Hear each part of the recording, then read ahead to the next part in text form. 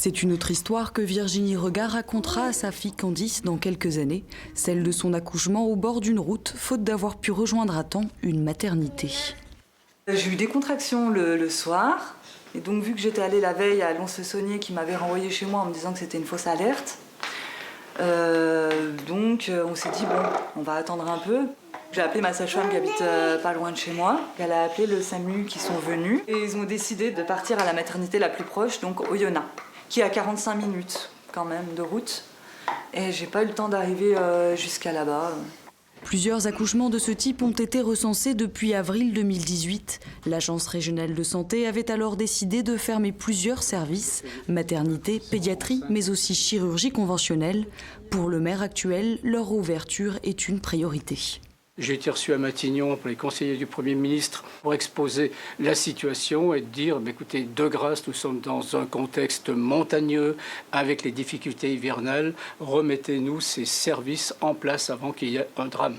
Il n'est pas le seul à espérer un retour en arrière. Son adversaire politique, Francis Lao, a d'ailleurs cofondé le comité de défense et de soutien de l'hôpital. On va continuer à travailler avec l'ensemble de ces organisations. Il y a 20 organisations syndicales représentant des personnels interhospitaliers et aussi la coordination nationale des comités de défense qui travaillent sur toute la France. Depuis 3 ans, la ville de Saint-Claude est rythmée par les mobilisations. L'avenir de l'hôpital inquiète ses habitants. C'est un thème qui revient très souvent. Et puis voilà, surtout pendant une période d'élection. C'est pas le maire qui arrivera qui mettre un coup de baguette magique et qui ouvrirait l'hôpital, on sait très bien. Pour le 3e candidat aux élections municipales, les miracles n'existent pas.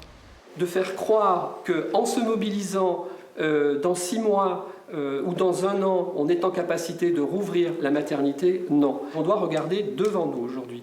Qu'est-ce qui fait que demain, notre hôpital est en capacité de se projeter à moyen et à long terme ? Frédéric Poncet souhaite consolider l'offre de soins, rendre l'hôpital plus attractif pour éviter la pénurie de médecins, tandis que ses adversaires se mobilisaient aujourd'hui devant l'hôpital avec le comité de soutien.